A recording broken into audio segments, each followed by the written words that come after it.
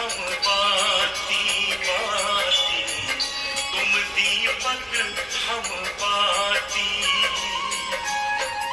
जागी ज्योत जले दिन राती, जागी ज्योत बड़े दिन राती, प्रभु जी तुम चंदन हम पानी।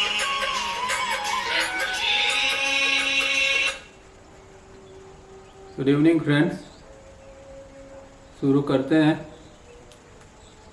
लास्ट वीक तो हम मिल नहीं पाए थे, तो लास्ट वीक हमने री education of thinking instrument complete किया था। आज नई मीटिंग जो है 13 जून 1985, जो कि जेरोक्स बुक में 12 नंबर के ऊपर है। Man, the human being, is both the computerized organism and transcendence itself। तो आज ये नई नोट से नया चैप्टर है, वो पढ़ते हैं कि जिसके अंदर वो बताते हैं कि हम ह्यूमन बीइंग जो है वो कंप्यूटराइज ऑर्गेनिज्म तो है ही, मतलब ये शरीर का तंत्र जो है, बॉडी ब्रेन सिस्टम का तंत्र हमारा, और उसके साथ में ट्रांसेंडेंस भी है, मतलब इंद्रियातीत के अंदर एक तत्व भी है जिसको हम आत्म तत्व कहते हैं। तो वो तत्व भी हमारे अंदर पड़ा है। तो दो चीज़ है, एक बॉडी ब्रेन सिस्टम है जिसको वो कंप्यूटराइज ऑर्गेनिज्म कहते हैं, और दूसरा जो है वो इंद्रियातीत तत्व है, आत्म तत्व है। तो दो चीज़ से हम बने हुए हैं। तो पढ़ते हैं। Let us begin at the beginning as if we have learnt nothing. You all are here, and what brings you all here is a common bond, not sufficiently clear to you all and remaining unexpressed, yet it is there, which binds each one of you as it does bind me to you. तो meeting की शुरुआत करते हैं कि भाई ये शुरू से ही शुरू करते हैं, मतलब कि जैसे कि हम कुछ जानते ही नहीं है, क्योंकि कुछ नया जानने का प्रयत्न करते तो उससे पहले जो पुराना है उसको टेम्पररीली भी एक साइड पर रखना ज़रूरी होता है। नहीं तो क्या होता है कि पुरानी चीज़ें दिमाग में घूमती रहती है, तो नई चीज़ को हम पकड़ नहीं पाते हैं। और दूसरी बात यहाँ कहते हैं कि भाई एक कुछ ऐसी चीज़ है जिसने हम सबको बांध के रखा है, और वो चीज़ अव्यक्त रूप में, अनएक्सप्रेस है, अव्यक्त रूप में वो पड़ी है, जिससे आप सब लोग भी बंधे हुए हैं और मैं भी बंधा हुआ हूँ, और हम सब यहाँ इकट्ठे होते हैं। तो ये कुदरत की एक नियोजन होता है कि खास करके जब हम कोई महापुरुष को मिलते हैं तो वो कोई इतनी आसानी से या कोई आकस्मिक रूप में एक्सीडेंटल नहीं होता है, कुछ कुदरत का प्रयोजन होता है उसके पीछे, तभी हम कोई महापुरुष को मिल पाते हैं।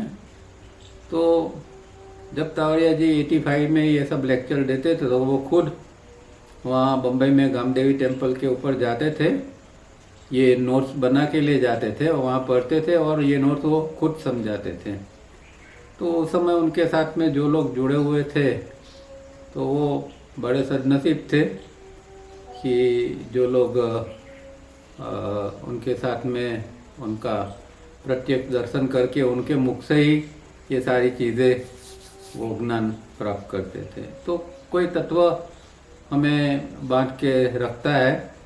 और तावड़िया जी के बाद में भी जो प्रवृत्ति हुई है और होती रहती है उनके टीचिंग के बारे में, उसमें भी जो लोग जुड़ते हैं तो पता नहीं कौन से तत्व से या किस कारण से जुड़ते हैं, पर कोई एक बाइंडिंग कुछ ना कुछ होता है, तो सब लोग इकट्ठे होते हैं और कुछ समझने का प्रयत्न करते हैं। तो हम लोग भी इस तरह इकट्ठे होते हैं और इसके पीछे कोई कुदरत का कारण हो सकता है। But to have that something in you all and to proceed from that early stage requires an amount of awareness, however little or great in each of you. This awareness makes you all eager to know more and more each time we meet. तो जो यहाँ हम इकट्ठे हुए हैं उसके लिए और उसके साथ में जो हम ये सब जानने का प्रयत्न करते हैं, इसके लिए कुछ मात्रा में अवेयरनेस का, जागृति का होना ज़रूरी है, चाहे वो बड़ी मात्रा में हो या कम मात्रा में हो। पर जागृति के बिना समझा नहीं जाता है और जागृति को और अंडरस्टैंडिंग को बहुत गहरा संबंध है। तो कोई चीज़ समझनी है तो जागृति और अंडरस्टैंडिंग दोनों चाहिए। तो जितनी हमारी जागृति, अवेयरनेस जितनी ज़्यादा होती है इतनी अंडरस्टैंडिंग भी हमारे अंदर खिलती जाती है। तो जब कोई नया पढ़ते हैं तो एक अवेयरनेस के साथ में पढ़ते हैं तो जल्दी समझ में आ जाता है, वरना फिर हम शाब्दिक शब्दों को पकड़ कर ही इसके साथ में ही उसको ही समझने का प्रयत्न करते हैं। तो शाब्दिक शब्दों से ऊपर उठकर हर चीज़ को समझने का प्रयत्न करना है और अवेयरनेस उसके लिए बहुत ज़रूरी है। और वो अवेयरनेस जो है वो हमें आतुर बनाती है आगे ज़्यादा जानने के लिए कि और आगे क्या है, आगे क्या समझने के लिए है। तो इस तरह हमारे अंदर एक ईगरनेस भी इसके कारण आती रहती है। But alas, as long as this is the urge in you all, it will be only accumulation of knowledge and after 10 million years there will be no foreseeable end to such accumulation of knowledge, even if we keep meeting, and yet the purpose would not be achieved. The last sentence important है, the purpose would not be achieved. अगर हम दुनिया भर का जान लेते हैं और हजारों साल, लाखों साल तक जानते रहेंगे तो इससे कुछ होने वाला नहीं, क्योंकि इससे तो हम सिर्फ ज्ञान को ही इकट्ठा करते हैं, इन्फॉर्मेशन को ही इकट्ठा करते हैं, तो उससे कोई कुछ होने वाला नहीं है। अगर हमारे पास इसके पीछे कोई पर्पस है, जो भी कुछ पढ़ते हैं या जो भी कुछ प्रैक्टिस करते हैं उसके पीछे अगर निश्चित पर्पस है, कुछ हेतु है, तो ही ये सब पढ़ने का कोई मतलब है। नहीं तो हम ज्ञानी हो जाएंगे, इन्फॉर्मेशन जब बहुत कलेक्ट कर लेंगे और दूसरों को बताने के लिए भी ये उपयोगी हो जाएगी, पर हमारा विकास एक इंच भी बढ़ नहीं सकेगा। तो ये इम्पोर्टेंट बात है कि पर्पस के साथ में अगर हम पढ़ते हैं या प्रैक्टिस करते हैं तो ये काम का है।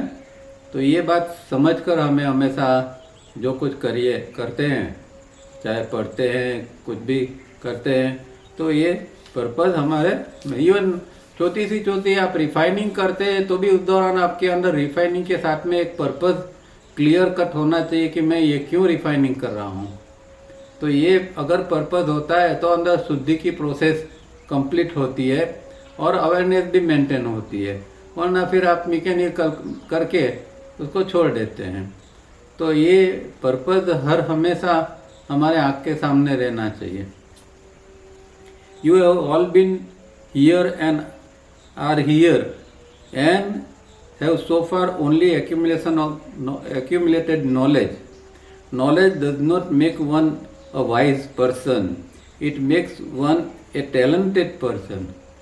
तो ज्ञान चाहे हम कितना भी इकट्ठा कर लिए तो उससे हम ज्ञानी नहीं बन जाते हैं, वाइस पर्सन नहीं बन जाते। वाइस मैन मतलब कि एक जिसके अंदर एक गहरी समझ है और गहरी समझ के साथ जीता है, और वो समझ जो है वो आध्यात्मिक समझ भी है और इस दुनिया में किस तरह जीना है दूसरों के साथ में, ये दोनों समझ के साथ में वो व्यक्ति जीता है, वो वाइस पर्सन होता है।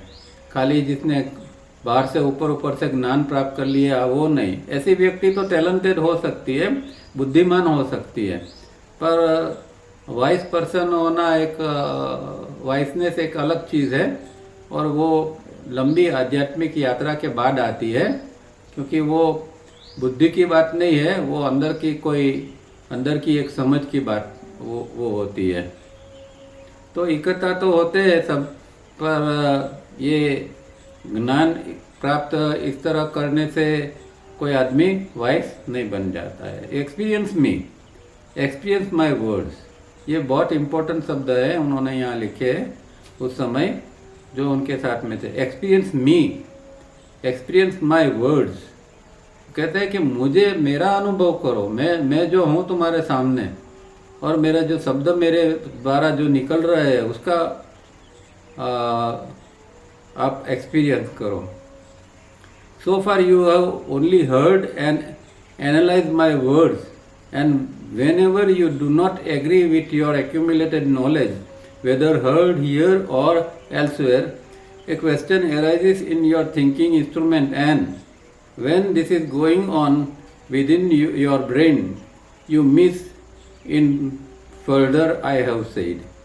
तो ये ऐसा होता है कि कोई हम सुनते हैं, कोई प्रवचन सुनते हैं या कुछ सुनते हैं, तो एक दो सेंटेंस सुन लिए और उसके बाद में जो हमारे दिमाग में उसके ऊपर विचार चलना शुरू हो जाते हैं, अपने विचारों में हम गुम हो जाते हैं।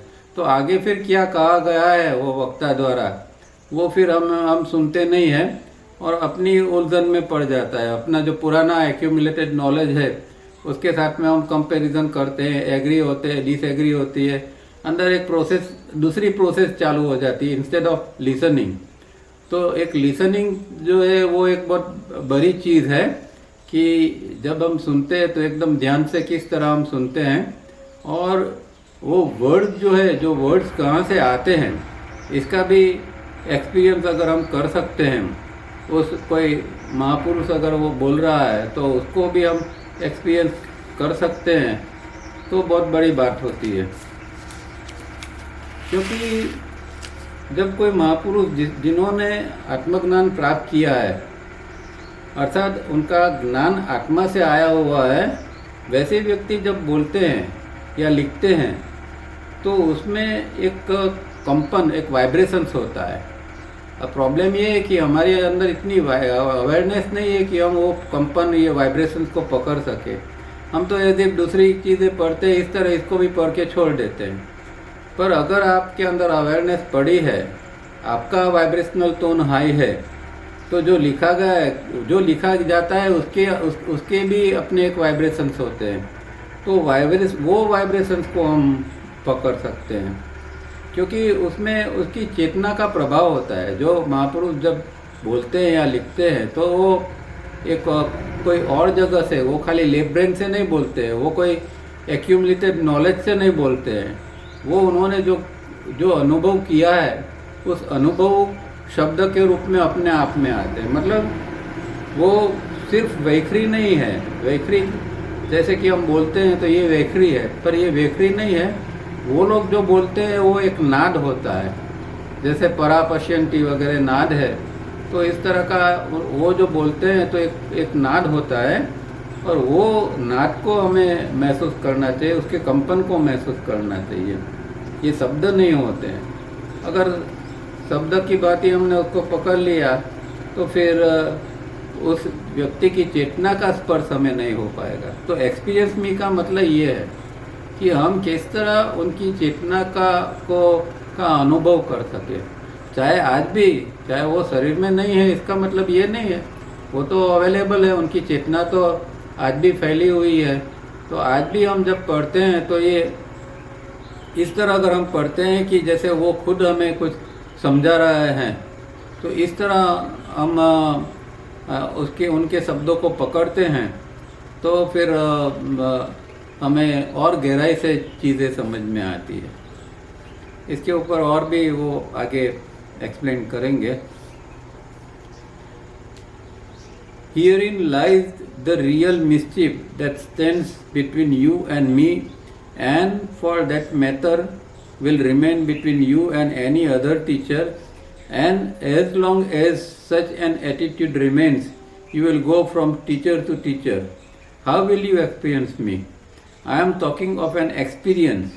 Remember, experiencing and understanding of the same thing are two very different aspects and poles apart. You have been so far trying to understand me. With understanding will remain a dualism, you and me. With experiencing you will dissolve this dualism. तो यहाँ बहुत बड़ी बात की है और बहुत गहरी बात भी की है कि किसी को एक्सपीरियंस करना हो तो एक्सपीरियंस ऐसा होता है कि अगर एक्सपीरियंसर है और या तो अंडरस्टैंडिंग है तो एक ड्यूअलिज्म द्वैत खड़ा रहता है आप और मैं। और जब एक्सपीरियंस एक कोई व्यक्ति का होता है, उसकी चेतना का होता है, तो दो चेतनाएं मिल जाती है, इतनी गहराई से वो चीज़ अंदर से आती है और फिर ड्यूअलिज्म जो द्वैत है वो मिट जाता है। तो इस तरह किसी व्यक्ति को एक्सपीरियंस करना है तो इस तरह करना है कि वो उस व्यक्ति के चेतना का हम स्पर्श कर सकें और उनके जो शब्द है, उनका व्यक्तित्व है, उनकी जो ओरा है या वाइब्रेशन से जो कुछ है उसके अंदर हम एक समर्पित भाव से अंदर एकदम उतर जाते हैं तो फिर ये चीज़ पॉसिबल हो सकती है। तो यहाँ एक दो बात है, अंडरस्टैंडिंग करना। नॉर्मली तो हम पढ़ते हैं तो अंडरस्टैंडिंग ही करते हैं, हम एक्सपीरियंस नहीं करते हैं। तो हम ये एक एक्सपीरियंस करने का प्रयत्न करना चाहिए कि ये जो आ रहा है, ये सारी चीज़ें जिस व्यक्ति से आ रही है तो उस व्यक्ति की क्या प्रतिभा हुई होगी या क्या उनका जो बीइंग कैसा हुआ होगा, तो उसको हमें अनुभव करने का प्रयत्न करना चाहिए। और ये जब ये सच में होता है तो व्यक्ति के अंदर बहुत बड़ा परिवर्तन आता है। कुछ दिन पहले मैं एक निसर्ग दत्त महाराज का, अगर आपने नाम सुना हो तो, मैंने उनका मैं एक लेक्चर सुन रहा था। तो बहुत बड़ी बात उन्होंने की थी कि उनके अंदर, किसी ने पूछा कि आपके अंदर ट्रांसफॉर्मेशन किस तरह हुआ, तो उन्होंने कहा कि एक दिन मेरे गुरु ने मुझे कहा कि तुम खुद परमात्मा हो। और फिर कुछ समय के बाद वो तो गुजर गए, तो फिर मैं बड़े आश्चर्य में था और मुझे हुआ कि मेरे गुरु झूठ तो नहीं बोलते हैं। उसने कहा कि मैं परमात्मा हूँ तो मुझे जानना ही चाहिए कि मैं परमात्मा हूँ या नहीं और किस तरह हूँ। तो मैं परमात्मा हूँ तो मैं कैसे हूँ? तो वो कहते थे कि मैं घंटों तक बैठे रहता था और मेरे गुरु के शब्दों के ऊपर ही चिंतन करता था और कुछ नहीं। तो ये जो यहाँ बात है, एक्सपीरियंस माय वर्ड्स, तो गुरु के शब्द होते हैं, उसके अंदर अगर आप डूब जाते हैं तो फिर वो बताते हैं कि ऐसे घंटों तक मैं बैठे रहता तो धीरे धीरे मेरे अंदर अपने आप में परिवर्तन आने लगा, शांत होने लगा और एक ट्रांसफॉर्मेशन की एक प्रोसेस चालू हुई। और कहते, किसी ने पूछा कि आपको किस तरह साक्षात्कार हुआ, सुना है कि आप बीड़ी पीते थे, उस समय हुआ? तो उन्होंने कहा कि हाँ, क्योंकि वो खुद बीड़ी के व्यापारी थे बम्बई में, खेतवाड़ी में, तो बीड़ी बनाते थे वो पहले। तो उन्होंने बीड़ी जला के एक बीड़ी का दम लिया और एकदम समाधि के अंदर उतर गए और उनको जो कुछ एनलाइटनमेंट या जो कोई कुछ होना था वो हो गया।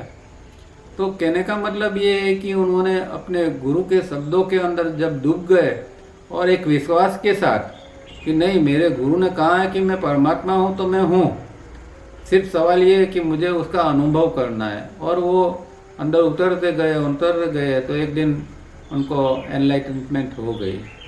तो ये बात जब मैं आज सुबह ये पढ़ रहा था तो मुझे ये निसर्ग दत्त महाराज की बात याद आ गई। तो इस तरह अगर हम डूब सकते हैं किसी गुरु के शब्दों में या कोई महापुरुष के शब्दों में, तो फिर ट्रांसफॉर्मेशन हमारा हो सकता है। Will you dissolve as sugar on the tongue you will then get the inner meaning of my words. So we shall now begin. तो जैसे किस तरह डिजोल्व होना है, तो जैसे कि हम शुगर होती है, मिश्री होती है, उसको जब जीभ के ऊपर रखते हैं तो वो तुरंत पिघल जाती है, डिजोल्व हो जाती है। इसी तरह हमें जो शब्द है उसके अंदर जाना है और उसकी मीनिंग को पकड़ना है। तो इनर मीनिंग जो है वो समझना है। ये ऊपर ऊपर से हम खाली शब्द को समझ के छोड़ देते हैं, वो नहीं। वो इनर मीनिंग क्या है उसका, वो क्या कहना चाहते हैं, वो समझना बहुत ज़रूरी होता है। इसीलिए ध्यान से पढ़ना है और एक एक शब्दों को ध्यान से पढ़ना है। और ज़्यादा नहीं पढ़े आप, जब अकेले भी पढ़ते हैं तो थोड़ा पढ़ो और इसके अंदर जितना डूब सकते हो इतना डूबो, इसके अंदर जितनी गहराई में जा सकते हो उतना जाने का प्रयत्न करो। कोई एक फ्रिक्शन की किताब होती है, फिक्शन की किताब होती है, इस तरह नहीं, पर एक कोई गहरा ज्ञान की बात है, वो समझना है। इस भाव के साथ में हमें समझना चाहिए। So we shall now begin. There is one large body of water on our planet, but the small mind of man has divided it into many oceans, seas, bays, gulfs, straits and channels. Never mind this. तो ये पृथ्वी के ऊपर जल का पूरा भंडार है और हम जानते हैं कि सिर्फ 1/3 ही ज़मीन है, 2/3 पानी है। इतना सारा पानी इस पृथ्वी के ऊपर है समुद्र के रूप में। पर हमारा दिमाग जो है वो हमेशा एक फ्रेगमेंट की अवस्था में ही सोचता है। वो अखंड चीज़ को कुछ सोच नहीं सकता है, उसका एक लिमिटेशन है। तो हर चीज़ को वो फ्रेगमेंट कर देता है, उसको तोड़ के वो समझने का प्रयत्न करता है। तो जो बड़ा जो पानी का भंडार है पृथ्वी के ऊपर, उसको हमने फिर ये ओशन, सीज, बेज, गल्फ, मतलब महासागर, समुद्र, उपसागर, आकाश, समुद्र, जूनी, खाड़ी वगैरह के रूप में हमने इसको डिवाइड कर दिया है। This vast body of water is and should by nature be always calm and free from waves and undercurrent and turbulence. तो ये जो पूरा समुद्र वगैरह है, जिसके हम जानते हैं कि समुद्र के अंदर तो कांस्टेंट लहरें उठती रहती है, वेव्स आते हैं, अंडर करंट होता है, टर्बुलेंसेस भी आते रहते हैं। पर वो कहते हैं कि वो जो है ये नैसर्गिक रूप में, प्राकृतिक रूप में उसको शांत रहना चाहिए और ये सब लहरें या अंडर करंट वगैरह जो उठता है उससे वो मुक्त रहना चाहिए। पर ऐसा होता नहीं है, ये हम जानते हैं। और उसी तरह जो बात है वो हमारा ब्रेन के अंदर जो वेव्स चलते हैं उसकी, तो वो यहाँ आगे कहते हैं, likewise the vast brain of man also like this vast body of water is and should by nature be always calm and free from waves and undercurrents and turbulence, that is modification. तो वो कहते हैं कि जिस तरह समंदर के अंदर ये चीज़ें उठती है, लहरें उठती हैं और अंदर अंतर प्रवाह वगैरह चलते रहते हैं, तूफान आता है, उसी तरह हमारे अंदर भी ये सारी चीज़ सेम वे में चलती है और उसको हम मॉडिफिकेशंस यानी वृत्ति कहते हैं। तो हमारे अंदर चित्त वृत्ति हमेशा बनती रहती है। और जैसे लहरें के कभी कभी हाई टाइड होती है, ऊंची ऊंची लहरें आती है, इस तरह कभी कभी हमारे अंदर भी जो ये चित्त वृत्ति है वो जब कुछ इमोशंस अंदर इकट्ठे हो जाते हैं तो वो भी हाई टाइड की तरह चित्त वृत्ति बन जाती है, हमें खींच के ले जाती है और एकदम इमोशनल हम हो जाते हैं और नेगेटिव इमोशंस भी उसके अंदर आ जाते हैं। तो सेम चीज़ ब्रेन के अंदर चल रही है और बाहर जो है वो समुंदर वगैरह के अंदर चल रही है।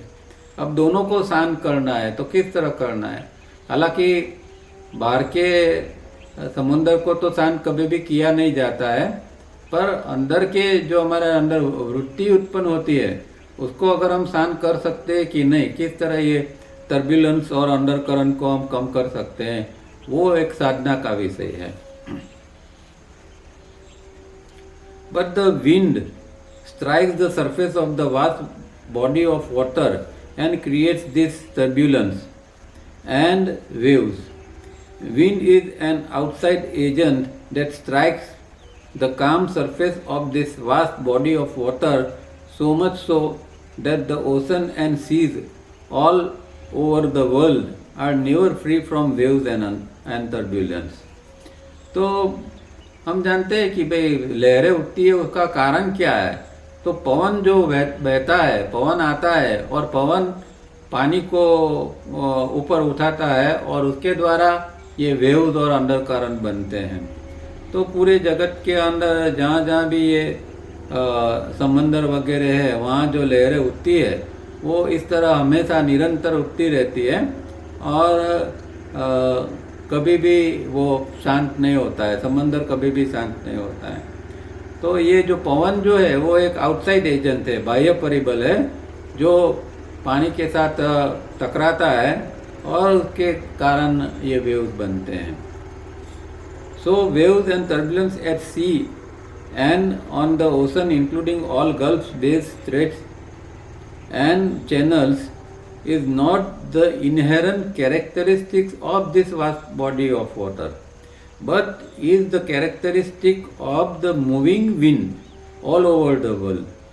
Wind we do not see, though we may experience it, but we see the waves and turbulence. तो जो अंदर समंदर के अंदर जो लहरें उठती हैं उसका वो कोई उसका अंतरंग लाक्षणिकता नहीं है, वो कोई इनहेरेंट कैरेक्टरिस्टिक्स नहीं है, उसकी अपनी आंतरिक कोई लाक्षणिकता नहीं है। मतलब कि वो समंदर के कारण नहीं होता है, ऐसा नहीं कि समंदर अपने आप में ये लहरें उत्पन्न करता है, पर ये जो पवन जो आता है और पवन की गति के कारण और जिस तरह की उसकी गति होगी उस तरह लहरें ऊपर नीचे होती रहती है। और उस पवन को हम देख तो नहीं सकते हैं, पर उसका अनुभव हो सकता है। पवन जब हमें छूता है तो हमें वो अनुभव कर सकते हैं। पर वेव्स और टर्बुलेंस को तो हम देख सकते हैं कि जो समंदर में लहरें उठती है उसका तो हम देख भी सकते हैं। In the same way modifications of the brain, that is turbulence and waves which are unending like the waves। पहले एग्जांपल पानी का दिया कि समुंदर का दिया कि समंदर के अंदर किस तरह वेव्स उठती है और उसका कारण पवन है, खुद समंदर नहीं है। इसी तरह फिर हमारा जो ब्रेन के अंदर, दिमाग के अंदर जो वृत्ति उत्पन्न होती है, चित्त वृत्ति बनती रहती है, तो वो उसका भी जो कारण जो है वो ब्रेन अपने आप में ब्रेन नहीं है। मतलब कि ब्रेन खुद ये इम्पल्सिस को नहीं बनाता है, पर जो इनकमिंग इम्पल्स अंदर आता है ये वो खुद वेव्स को नहीं बनाता है, पर इम्पल्सिस जो अंदर आते हैं वो इम्पल्सिस किसी भी प्रकार के है।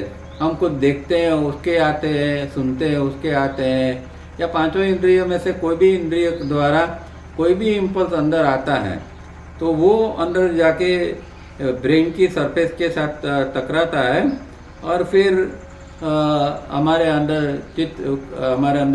वृत्ति ब्रेन के अंदर उत्पन्न होती रहती है।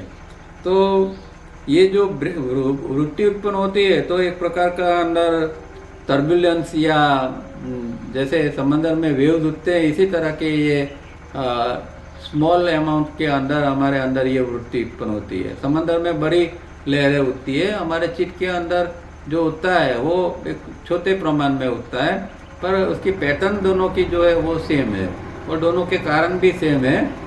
उसके अंदर पवन एक आउटसाइड एजेंट के रूप में काम करता है, हमारे अंदर इनकमिंग इम्पल्स जो है पांचों इंद्रिय से आते हैं वो उसका आउटसाइड एजेंट के रूप में होता है और उसके कारण वृत्ति बनती है। both the mighty ocean and the great thinker men tried for ages upon ages to calm their surfaces from turbulence and turbulence and unending waves, but without success. At last, the mighty ocean, God Neptune, is distress approached the highest God, and on bended knees requested for a boon, that his sincere efforts to keep the surface calm and free from waves and turbulence be granted. Seeing the ocean, man the thinker also went to the higher God and made a similar request, for he too, like the ocean, had made countless efforts over ages and was also totally frustrated and desperate. अब यहाँ एक story के रूप में इसी चीज़ को थोड़ा आगे समझाने का प्रयत्न करते हैं कि भाई हमारे अंदर ये वेव्स उत्पन्न होते हैं, समंदर में भी उठते हैं और इंसान के ब्रेन में भी उठते हैं। तो एक यहाँ एक स्टोरी के रूप में बताते हैं कि भाई समुंदर का जो देवता है, जिसको हम नेपच्यून कहते हैं, वरुण देव कहते हैं, वो और ग्रेट थिंकर, एक विचारवान पुरुष, दोनों भगवान के पास गए और दोनों ने एक के बाद दोनों ने भगवान को रिक्वेस्ट किया कि भाई हम सालों से, युगों से, जैसे समुंदर ने कहा कि भाई युगों से मैं मेरे अंदर जो वेव्स चल रहा है उसको शांत करने का प्रयत्न कर रहा हूँ, पर वो नहीं हो रहा है। इसी तरह इंसान ने भी कहा, चिंतक ने भी कहा कि हमारे ब्रेन के अंदर भी इस तरह की जो वृत्ति उत्पन्न होती है और एक डिस्टर्बेंसेस हमेशा अंदर रहता है, तो आप कृपा करें, इस तरह आप कोई आशीर्वाद दे, आप वरदान दे कि जिसके कारण हम एफर्ट्स करके इसको किस शांत कर सकें। क्योंकि दोनों फ्रस्ट्रेटेड और डेस्परेट थे, बहुत निराश और हताश थे, क्योंकि कितने भी प्रयत्न करने पर ये चीज़ होती नहीं थी। तो ये हमारे सामान्य इंसान की बात है। हम लोग सालों से और कई लोग बहुत लंबे समय से, या शायद हम कहें कि हम कुछ जन्मों से ये प्रयत्न करते होंगे कि भाई हमारा चित्त शांत रहे, वृत्ति शांत रहे, हम कोई ध्यान की गहरी अवस्था में जाए, पर ऐसा होता नहीं है। तो इंसान फिर फ्रस्ट्रेट होता है, निराश होता है।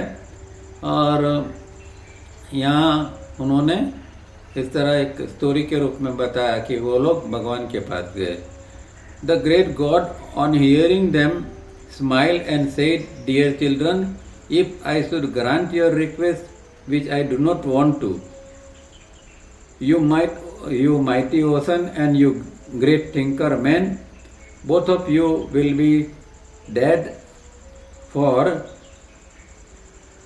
ever leaving no trace behind. You will both stagnant, degenerate and die. When I refused such an offer to the ocean and the man who also came to me ages ago from the moon, and when I refused, they thought I was denying them an opportunity to reach Godhead, and so they insisted. Now look at the surface of the moon.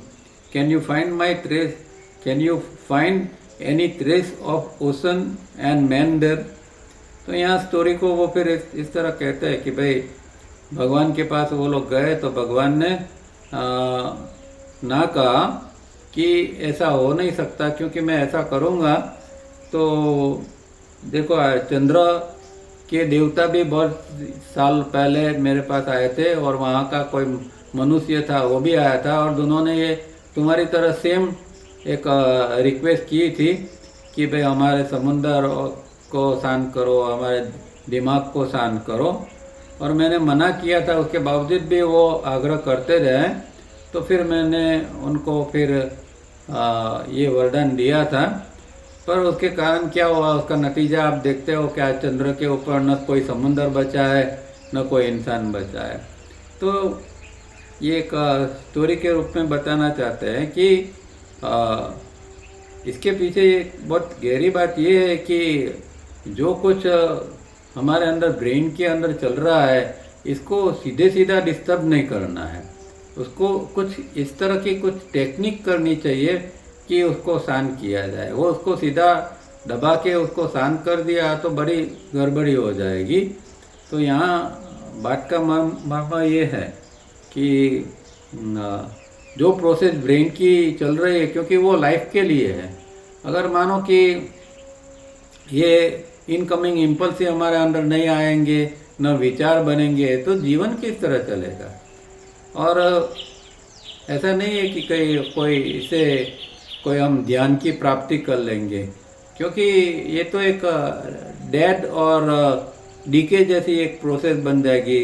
व्यक्ति जो है वो stagnant हो जाएगा, degenerate हो जाएगा और आखिर मर जाएगा।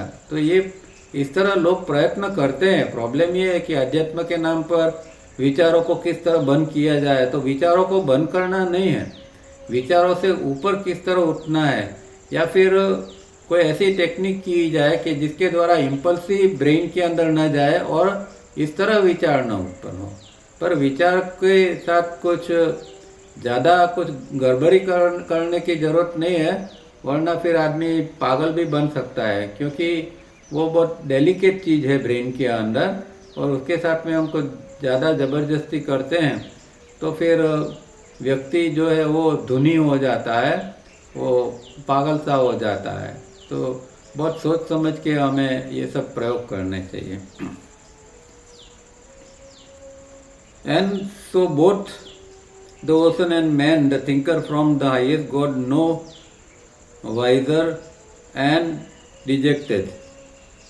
So we find the ocean and the brain of men always in turbulence and unending waves, and which is the natural way of life. Which is the natural way of life, and one should not be unnecessarily upset over this. As long as physical man lives in a physical world, this is the natural law in operation. We should not be dejected. जो यहाँ एकदम clear cut वो बता रहे हैं कि ये भगवान ने तो फिर कोई ग्रांट नहीं किया इन लोगों की बात को कि ये तो स्टोरी के रूप में एक बात है। तो हकीकत ये है कि हमारे अंदर जो ये टर्ब्यूलेंस वगैरह चल रहे हैं, वो एक जीवन जीने के लिए कुछ हद तक तो ये बहुत ज़रूरी है, क्योंकि हम शरीर के साथ जीते, हम फिजिकल मैन हैं। मतलब हम जो सशरीर जीते हैं और फिजिकल वर्ल्ड, ये भूलोक के अंदर जीते हैं, ये स्थूल शरीर के साथ में। तो वहाँ ये इसका ऑपरेशन जो है वो इस तरह का ही होगा। इम्पल्स अंदर आएगा, कोई भी 5 इंद्रिय से जो हम देखते हैं सुनते हैं उसके, और विचार बनेंगे, और विचार बनते हैं तो हमारा जीवन इस तरह हमारा चलता रहता है। अब इसके साथ में अगर हमने कुछ अननेसेसरीली कुछ किया तो बड़ी गड़बड़ी हो जाएगी। तो यहाँ फिर से देखो ये sentence, which is the natural way of life and one should not be unnecessarily upset over this. As long as physical man lives in a physical world, this is the natural law in operation. We should not be dejected.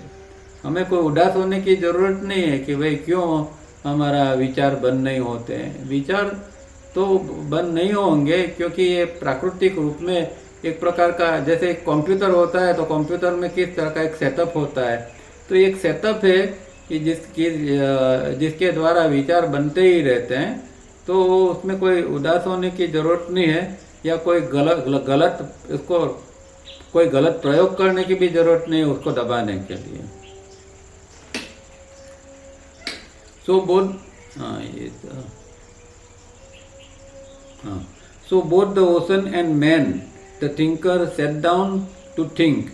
You must have noticed the famous sculptor.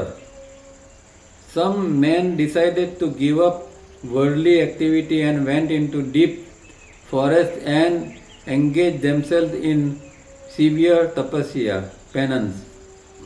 Others left their homes and belongings and went to quiet places, and with eyes closed and sitting large cross engaged themselves with dhyana. Some more gave up meat and fish and all the tasty foods and pass their days in temples or on the bank of river and engage themselves in japa. And yet some others gave up worldly life and engaged themselves on various asanas and pranayamas and in secret and sacred knowledge. Seeing all this and seeing the ocean and also miserable, the great God, out of love for his creation, sent Buddha to this planet to help both the ocean and man the thinker.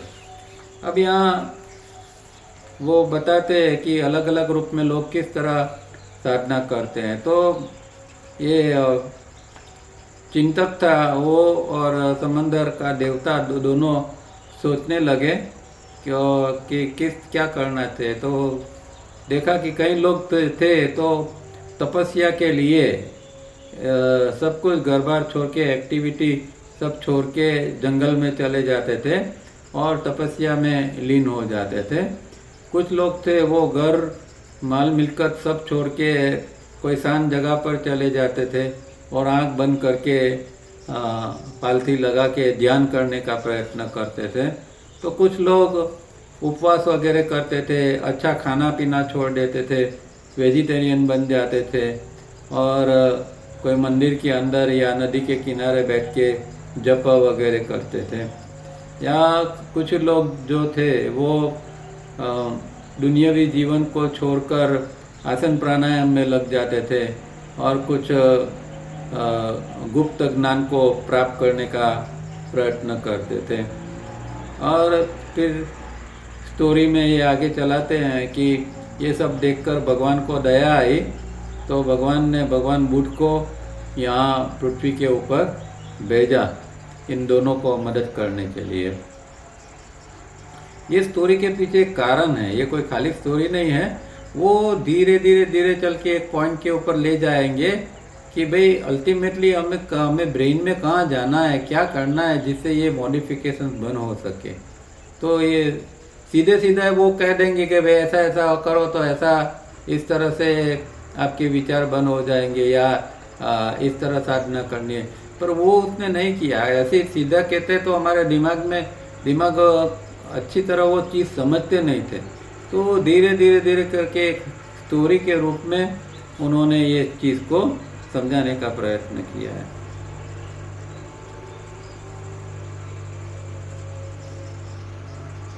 After his own enlightenment, Buddha went from place to place, from one in tapasya to another and said, "Friend, this is not the way. The beautiful body God had given you is now withered like a withered tree, and no flowers and no fruits will ever grow thereon. Get up and follow me." तो पहले भगवान बुद्ध कोई तपस्या करने वाले थे, उसके पास गए। इस तरह के अलग अलग लोग थे, उनके पास गए एक के बाद एक और कहा कि ये जो तुम कर रहे हैं वो गलत रास्ता है और ये भगवान ने सुंदर शरीर तुमको दिया है, उसको इस तरह तुम जिस करते हो तो जैसे एक पेड़ बिना पानी और खाद के सूख जाता है, इस तरह तुम्हारा शरीर भी सूख जाएगा, ड्राई हो जाएगा और उसके ऊपर न कभी फूल आएंगे न कभी फल आएंगे। तो ये सब छोड़ो और मेरे साथ चलो। Then he went from one in dhyana to another and said, "No way, friend, this is not the way. The beautiful mind God has given you is now withered like a withered tree, and now no flowers and no fruits will grow thereon. Get up and follow me." तो पहले शरीर के द्वारा जो करता था उसके पास गए थे, अब मन द्वारा जो करता था, तो मन द्वारा जो कोई ध्यान वगैरह करता था उसके पास में गए और यही बात बताई कि भाई ऐसा मत करो, तुम्हारा सुंदर मन जो भगवान ने दिया है उसको तुम इस तरह सूखा मत दो, इस तरह उसको ये ड्राई मत बना दो, वरना उसके ऊपर वो कभी भी खिलेगा नहीं, इसके ऊपर कुछ फल और फूल नहीं आएंगे। इस तरह ज्ञानी के साथ में भी उन्होंने ये किया। फिर then he went to those engage in japa and said you have forsaken your duty in life, so go back to your homes. He then went from one Hatha Yogi to another and said, my friends, you are twisting your bodies and no purpose.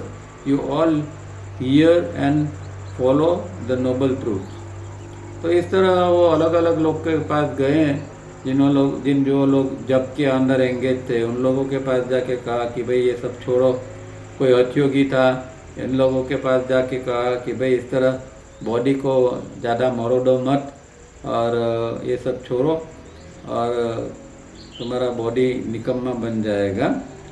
तो जो फिर उन्होंने noble truth कहे, तो उन्होंने कहा कि जो मैं नोबल ट्रूथ कह रहा हूँ वो आप सुनिए। तो यहाँ 3 एक्चुअली 4 है, पर यहाँ 3 नोबल ट्रूथ यहाँ उन्होंने दिए हैं।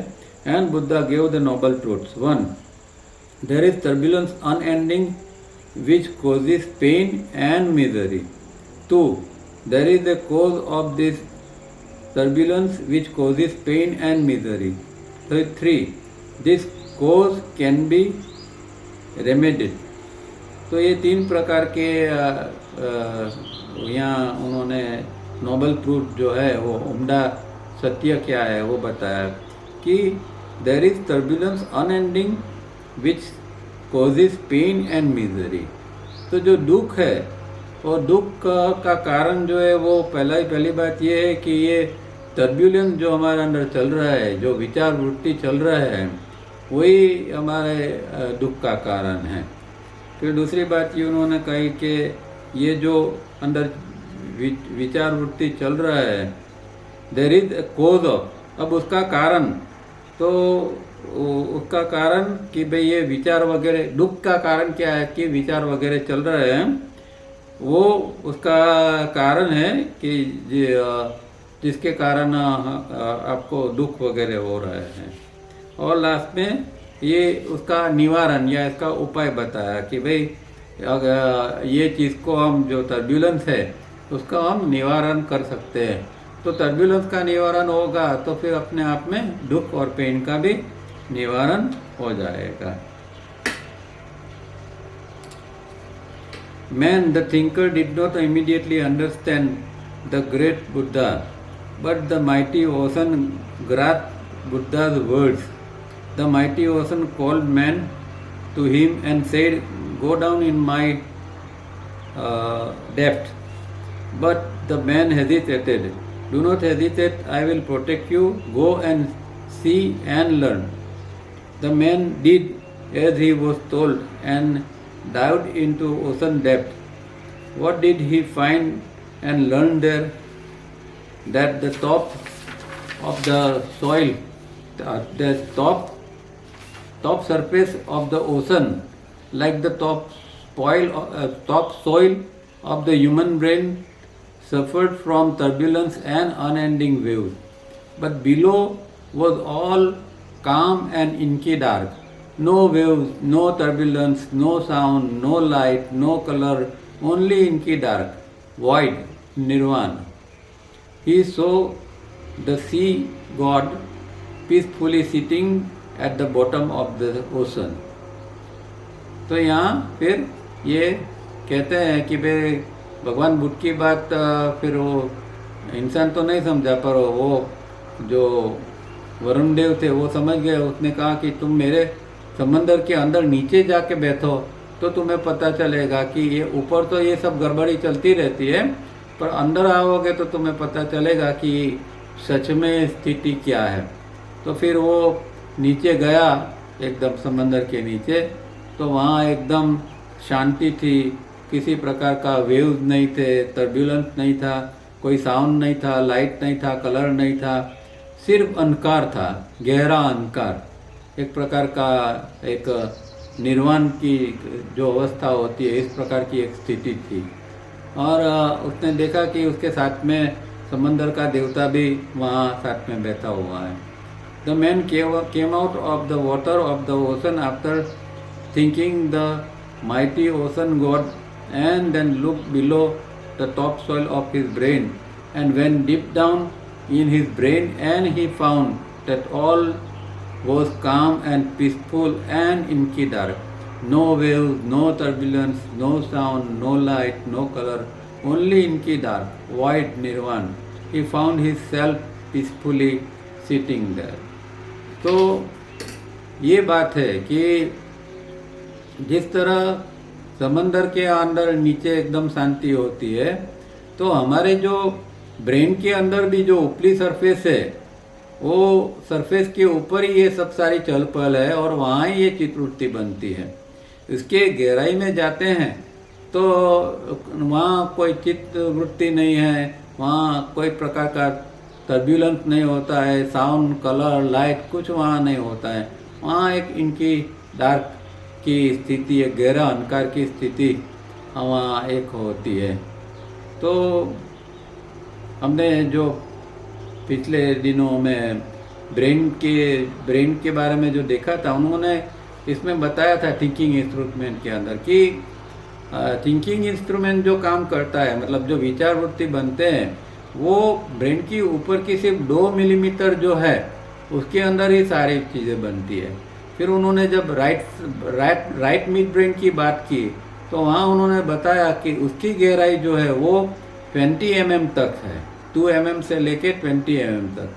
तो ये जो बात यहाँ जो कहते हैं, तो ये अभी हम समझ सकते हैं कि ये जो इशारा है कि अंदर ब्रेन के अंदर जाने का, तो वो जो राइट मिड ब्रेन के अंदर अगर कोई साधक जा सकता है और नीचे गहराई में, मतलब कि ब्रेन के अंदर 20 mm तक डीप में जा सकता है, तो जैसे समुद्र के नीचे जैसी शांति और अंधकार वगैरह है, इस तरह की शांति यहाँ भी व्यक्ति को प्राप्त होती है।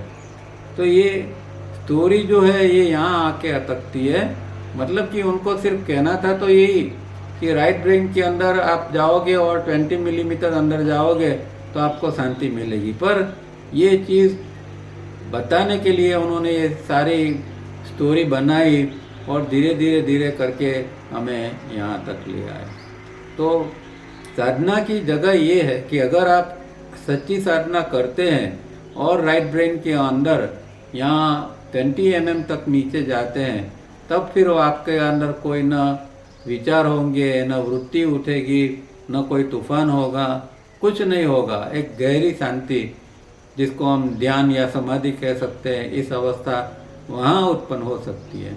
तो ये बात कहने के लिए इन्होंने ये इतनी सारी स्टोरी बना के धीरे हमें यहाँ तक ले आए। अब लास्ट पैराग्राफ देख लेते हैं, 1-2 paragraph. The idea being that the top soil and the from brain with rear memory pulls form the thinking instrument, and this area of the brain will forever remain in ceaselessly activity.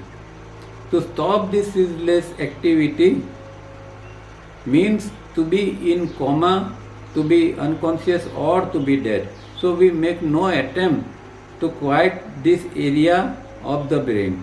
We can only re-educate this area and will find to our surprise a lot of peace that we had never experienced before or dreamed before. तो यहाँ फिर से कहते हैं कि ये जो ceaseless activity thinking instrument के अंदर चलती है, और थिंकिंग इंस्ट्रूमेंट में क्या आता है, टॉप सॉइल होती है, फिर फ्रंट भाग जो रजिस्ट्रेशन एरिया है वो, रियर भाग जहाँ मेमोरी वगैरह पड़ी है वो, इन सब मिला के थिंकिंग इंस्ट्रूमेंट बनता है। और ये एरिया का काम ही विचार बनाने का है, वहाँ सीजलेस एक्टिविटी हमेशा होती रहती है। तो उसको अगर आप ज़बरदस्ती बंद कर दोगे तो या तो फिर आप कोमा में हैं, या फिर अनकॉन्शियस है, या हो सकता है कि आप डेड भी हो सकते हैं, या डेड व्यक्ति के अंदर इस तरह का हो सकता है। तो हमें उसको, इस एरिया को शांत करने का प्रयत्न नहीं करना है, ये इम्पोर्टेंट बात है। अब जो लोग ध्यान करते हैं ये फंडामेंटल बात नहीं जानते, लोग ध्यान शिविर करते हैं, ये करते वो करते, पर ये आप कौन से एरिया से ध्यान कर रहे हैं। अगर आप थिंकिंग इंस्ट्रूमेंट को शांत करना चाहोगे तो भी नहीं हो पाएगा, आप घंटों पर बैठे रहो, कुछ नहीं होने वाला, क्योंकि इसकी तो आदत ही है, इसकी प्रवृत्ति ही ये है, उसको बनाया ही इसीलिए है। और अगर हम इसके द्वारा ध्यान करने का प्रयत्न करेंगे, हम अगर राइट ब्रेन तक नहीं पहुंचते, और राइट ब्रेन तक पहुंचने के लिए पहले बहुत सारी अलग अलग प्रैक्टिस करनी जरूरी है, तो राइट ब्रेन तक पहुंचते हैं, तो फिर ये टर्बुलेंस वगैरह शांत होते हैं। उसके बदले में अगर जबरदस्ती हम थिंकिंग इंस्ट्रूमेंट को ही शांत करने का प्रयत्न करेंगे तो बहुत बड़ी गड़बड़ हो जाएगी। अब ये कोई न ध्यान का टीचर सच सिखाता है, समझाता है, न कोई ध्यान करने वाला जानता है, समझता है। तो बहुत ये सोचने वाली बात है कि हम क्या कर रहे हैं, और अगर हम साइंटिफिकली नहीं करेंगे तो सालों के साल निकल जाएंगे, कोई प्रोग्रेस होने वाला नहीं है। पर यहाँ कहते हैं कि we can only reeducate this area and will find to our surprise a lot of peace that we had never experience before. तो इसको हम री एजुकेट करना है, ये थिंकिंग इंस्ट्रूमेंट को। हमारे अंदर जो मेमोरी पैटर्न जो सब गलत पड़ी हुई है उसको हमें साफ करना है, मेमोरी पैटर्न को क्लीन करना है।